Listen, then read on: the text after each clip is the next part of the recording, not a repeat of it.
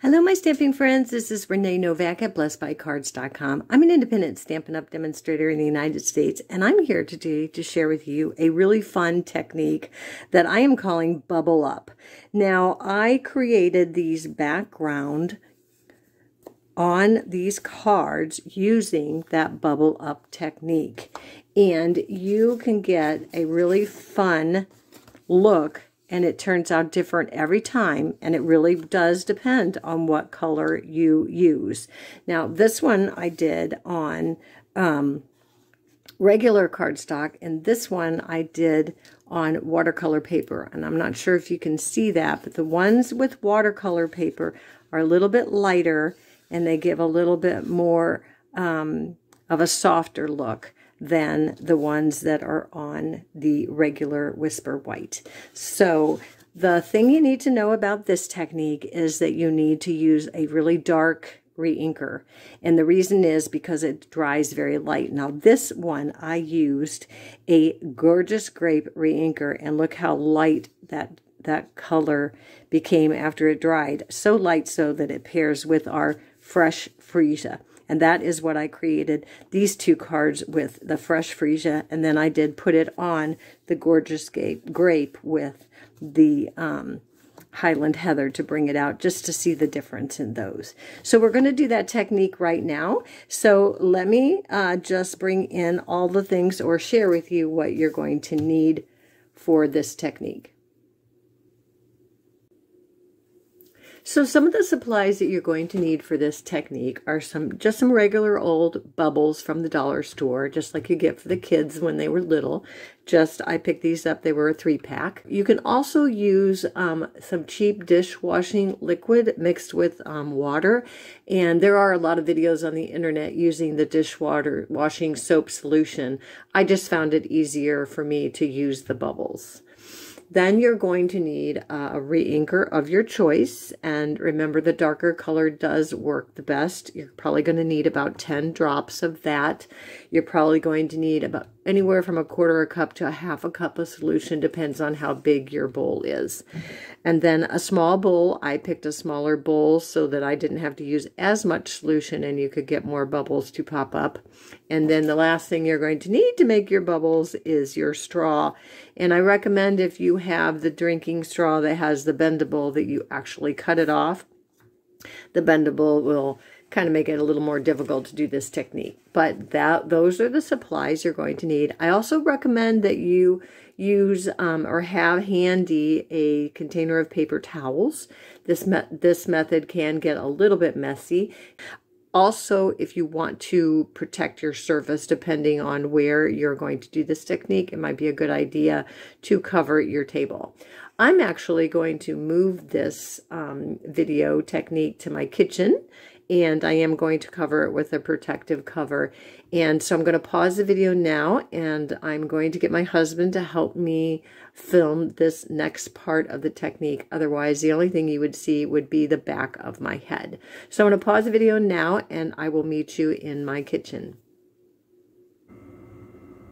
So here we are back in my kitchen, and I have asked my beloved husband, aka my better half, to help me with this part of the technique because it's kind of messy and I can't do it by myself. So I've got my surface prepared. I've got the plastic mat, I've got my paper towels, here's the bubbles and the re-inker, but I've already pre-mixed mine because I did it for Stamp Camp already, so you can save your bubbles. They will work a second time. So this is already pre-mixed with about 1/4 cup of solution and 10 drops of re-inker, color of your choice. Mine's Night of Navy. I'm just going to pour some in here, and then I'm going to get my handy dandy drinking straw, and I'm going to start. So the simple part of this technique is you just blow bubbles. And then I have my cardstock ready here because this is where I'm going to do it. So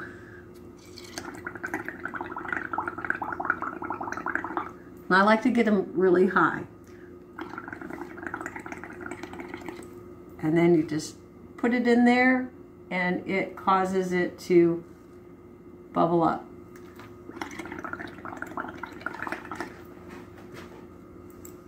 And as you can see, hopefully,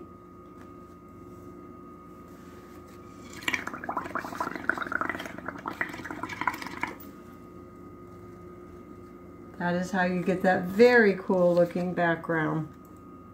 Now if you want a darker look, blow your bubbles and swipe. As you swipe, you can see that you get more color.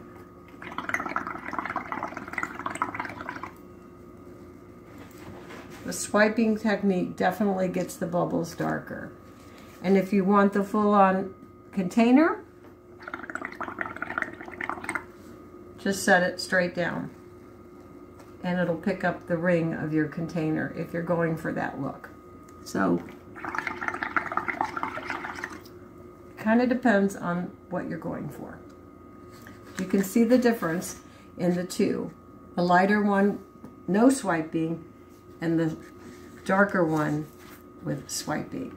So that is how easy that technique is, and let's move back upstairs so I can finish and show you the samples that we created with these backgrounds.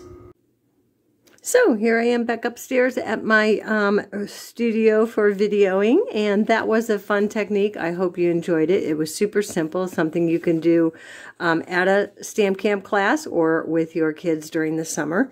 And these are the two that we just created. So let me show you two cards that were created using that background, the lighter bubbly one. I just created this simple little thank you card with the balmy blue.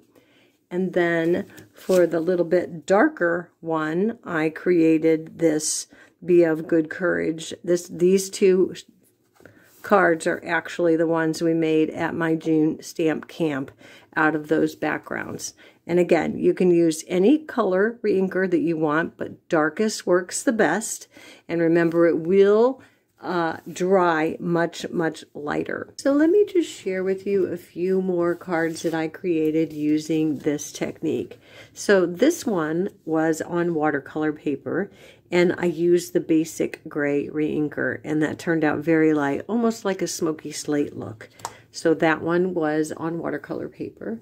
And then I used the Calypso Coral reinker to do one and mounted it on some Pretty in Pink.